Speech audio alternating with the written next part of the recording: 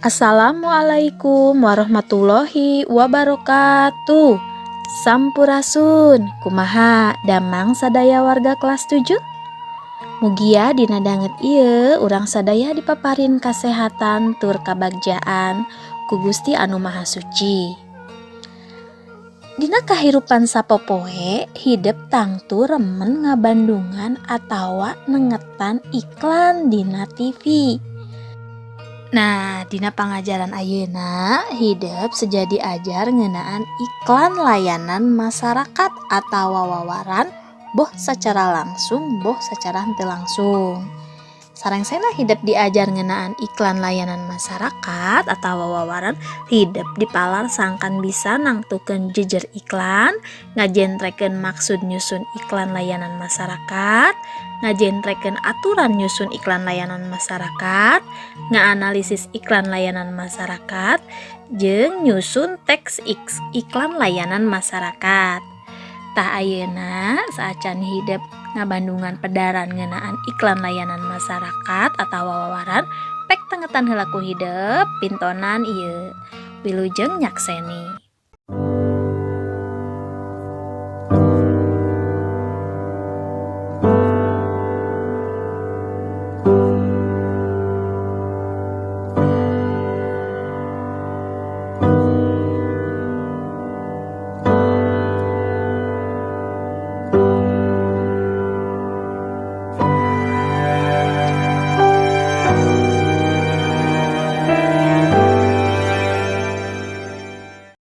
Nah, sabada hidup tadi ngabandungan contoh iklan ngeunaan Covid, pek ayeuna tengetan ku hidup pedaran ngeunaan iklan layanan masyarakat. Nah, bewara asalna tina basa Kawi anu hartina pengumuman. Nah, bewara nyaeta embaran ngeunaan hal-hal penting anu kudu ditepikeun ka balarea atawa masyarakat. Embaran anu ditujukeun ka balarea biasana mibanda tujuan sangkan masyarakat apa kana naon-naon anu ditepikeun jeung migawe naon anu aya dina eta bewara. Isina biasana bisa mangrupa pangajak, panyarek atawa parentah. Nah, bewara anu bisa ditepikeunana biasana dina wangun iklan layanan masyarakat. Naon ari iklan layanan masyarakat? Iklan layanan masyarakat nyaeta mangrupa media atau alat pikeun nepikeun beja tur ngajak migawe hiji pagawean ka balarea. Biasana dina kagiatan sosial boh secara lisan atawa boh secara tinulis. Contohna misalkan iklan ngeunaan lingkungan, atikan, kasehatan jeung sajabana. Saperti iklan anu tadi ku hidup ditonton nyaeta iklan ngeunaan COVID-19. Didinya iklanna kaasup kana jejer kasehatan. Nah, naon wae ciri-ciri hiji iklan layanan masyarakat teh? Hiji iklan disebut iklan layanan masyarakat lamun mibanda ciri anu kahiji nyaeta henteu komersial. Maksudna iklan eta henteu miharep kauntungan. Nu kadua nyaeta taya unsur produk atawa produk boh barang atawa jasa. Nu katilu anu masang iklan biasana lembaga, instansi atawa organisasi sosial. Nah, ciri anu kaopat nyaeta eusina mangrupa atikan, pangajak, panyarek pikeun ngalakukeun hiji kagiatan. Nah, contohnya tadi iklan COVID-19 eta mangrupakeun pangajak ka masyarakat pikeun hatikeun 3M. Kalima nyaeta ditujukeun biasana iklan eta teh ka sakumna masyarakat pikeun ngalakukeun pagawean anu hade. Contohna iklan nu tadi nyaeta ngajak ka masyarakat pikeun ngalakukeun pagawean 3M teh. Saupama hidup arek nyusun iklan layanan masyarakat, aya sababaraha hal anu kudu diperhatikeun sawaktu hidup nyusun iklan layanan masyarakat. Anu kahiji nyaeta kudu nyangkem atawa paham naon anu arek ditepikeun. Nu kadua, kasaha eta iklan atawa bewara ditujukeunana. Nah, ka barudak sakola atawa ka masyarakat umum. Nu katilu, iklan eta kudu efektif. Maksudna basa atawa kalimah anu digunakeun dina iklan kudu padet, singket, tur jentre atawa jelas. Nu kaopat kudu komunikatif. Nyaeta kalimahna atawa basana kudu kaharti tur ngirut atawa narik ati ka anu ngaregepkeun atawa maca iklan layanan masyarakat. Tangtu tujuanana lamun komunikatif atawa kaharti, maksud iklan eta katangkep ku nu maca atawa ngaregepkeun. Nah, anu kudu diperhatikeun nu kalima nyaeta unsur pangrojongna. Naon wae seperti huruf, warna huruf, sarta gambar kudu ngahudang ka panasaran masyarakat anu nempo atau nu ningali sangkan nitenan tur nengetan eusina.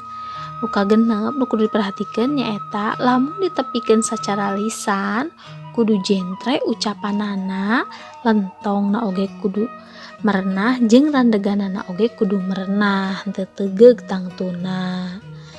Coba tengetan ku hidup iklan layanan masyarakat ieu. Di dieu aya gambar hiji budak keur maca buku. Terus aya tulisan buku teh gudang ilmu, maca kuncina. Saupama ditengetan, iklan layanan masyarakat ieu ditujukeun ka masyarakat secara umum sangkan daek maca buku. Tangtuna soalna saupama urang resep maca buku, di dieu disebutkeun yen buku teh gudang ilmu, maca kuncina. Nah, nu kadua di dieu aya gambar keran anu keur ngocor terus digunting.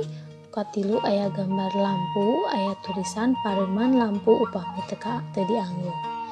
Nah, gambar keran atawa dia keran anu keur digunting ieu tujuanana tangtu ka masyarakat umum, sangkan masyarakat umum ngahemat kana cai. Jadi saumat saengtos digunakeun cai teh upaya kudu ditutupan keranna. Kadua anu katilu aya gambar lampu, aya tulisan pareuman lampu upami teu dianggo. Tangtu ieu jentre pisan maksudna nyaeta ka masyarakat secara umum. Saupama keur teu dipake lampu kudu dipareuman sangkan hemat listrik. Nah, sakupaha umumna iklan layanan masyarakat biasana dipidangkeunana ku tilu cara. Nyaeta nu kahiji aya cara audio. Cara audio biasana iklan layanan masyarakat eta ayana dina radio atawa wawaran. Jadi mangrupa sora. Nu kadua aya visual atawa nu katempo atawa nu katingali. Contona saperti poster, baliho, pamflet, spanduk, buklet, stiker, jeung sajabana. Biasana ieu mangrupa gambar nu aya tulisan-tulisan. Nu katilu nyaeta mangrupa audio visual. Nah, ieu minangka panggih dina televisi atawa dina internet. Gambarna biasana katinggali tur sorana oge kadangu. Nah, iklan visual biasana ditempatkeunana di tempat anu remen ka sorang ku jalma rea. Saperti misalkeun di puskesmas, di pasar atawa di jalan, di sisi jalan dina papan reklame. Terus iklan ngaliwatan radio jeung televisi mah umumna diputer di sela-sela acara maneh atawa anu tetep tumetep. Saupama wawaran jeung iklan hayang leuwih dipikawanoh ku balarea, biasana diputerna kudu di sela-sela atawa selang-seling jeung acara anu dipikaresep ku masyarakat. Contohna misalkeun iklanna diselapkeun dina tontonan sinetron anu keur dipikaresep ku masyarakat. Nah, salah sahiji tujuan pangajaran ngeunaan iklan layanan masyarakat ieu nyaeta hideup diperdi sangkan bisa nyieun contoh iklan layanan masyarakat nu mangrupa visual. Nah, kumaha carana? Nah, nyieun poster iklan layanan masyarakat mangrupa kaparigelan dina ngagabungkeun basa jeung seni. Aya sawatara lengkah anu kudu dipigawe ku hideup saupama rek nyieun poster atawa stiker layanan masyarakat. Anu kahiji nyaeta kudu bisa nangtukeun jejerna. Naha jejerna kaasup kana atikan, kasehatan, atawa jeung hukum atawa jeung sajabana. Nu kadua, hideup kudu bisa nangtukeun ungkara kalimah anu seja ditepikeun ka balarea. Tangtu tadi saluyu jeung aturan-aturan anu tadi nyaeta kudu efektif jeung komunikatif basa anu digunakeunana. Katilu nyaeta nangtukeun gambar naon anu baris digunakeun atawa ilustrasina kumaha. Nah, tangtu gambarna kudu narik ati anu maca atawa anu ninggali.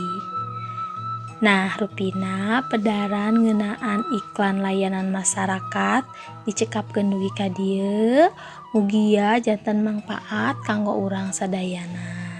Hatur nuhun kana perhatosanana. Wabillahi taufik wal hidayah. Wassalamualaikum warahmatullahi wabarakatuh.